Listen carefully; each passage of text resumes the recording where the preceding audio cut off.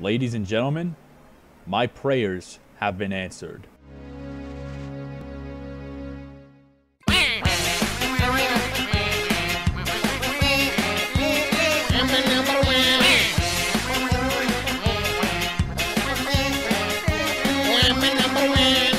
Now listen closely. Okay. If you wanna be like Luigi, then you're gonna have to listen to me. Alright, so the first game I want to talk about is Captain Toad 64, made by the same guy as Last Impact, whose name I won't say because chances are I'll pronounce it wrong again. Anyway, long story short, I guess you could say he's very distinguished in the ROM hack scene. Now, if you've never played the original Captain Toad, basically it's a game for Wii U where you play as Captain Toad as he explores a number of labyrinths in search of awesome treasures. Also, a giant fucking bird stole his girl. As stupid as it may look, the game itself is actually pretty fun. It's no masterpiece, but if every good game was a masterpiece, then that wouldn't be special anymore.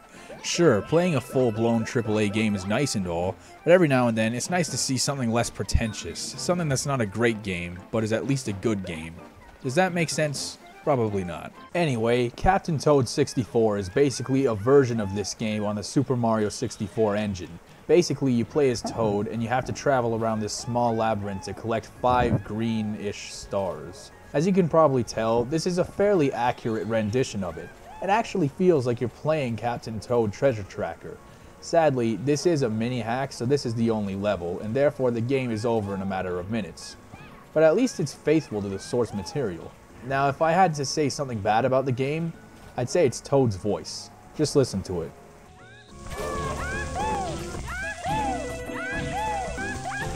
But even Toad's voice can't ruin this game. Overall, this one's okay, and it certainly could be worse. This is Mario 64 XD, made by the same guy. This game was made as a dumb practical joke for Mario 64 ROM hack fanatics. You start out in this spiral-shaped room where you have to work your way toward the end where there's a star. Then you get kicked over to this level, which is taken right out of Mario Galaxy. If you manage to get the star here, then you get taken to the last world, which is literally just a big dick. Yeah, real professional, right? Now the last one I want to talk about is simply called Termina Field. Now if you've never played Zelda Majora's Mask, you're wasting your life. Anyway, Termina Field is the overworld from that game. Now this ROM hack is made by the Gale95. This hack is basically just Mario in Termina Field. Now again, fairly simplistic, but I can't complain. Right off the bat, I just want to say that this rendition of the Termina theme is perfect. Just have a listen.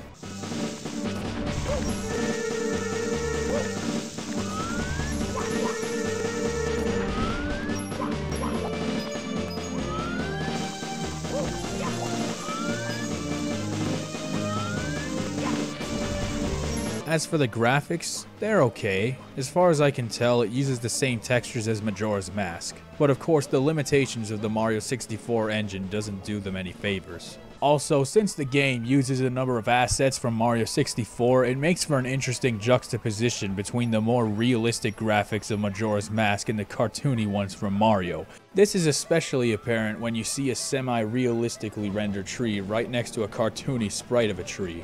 The gameplay is about what you'd expect. There's 7 stars to find, each of them with a certain objective behind them. The tasks are largely simple though, so it's nothing too special. All in all, the biggest asset of this game is the simple novelty of Mario running around Zelda Land, and it does that well. It seems to be fairly stable and functional, and of course, it's Mario, so it's fun by default. But if there's one thing that makes this game stand out from the rest of them, it's Landfish.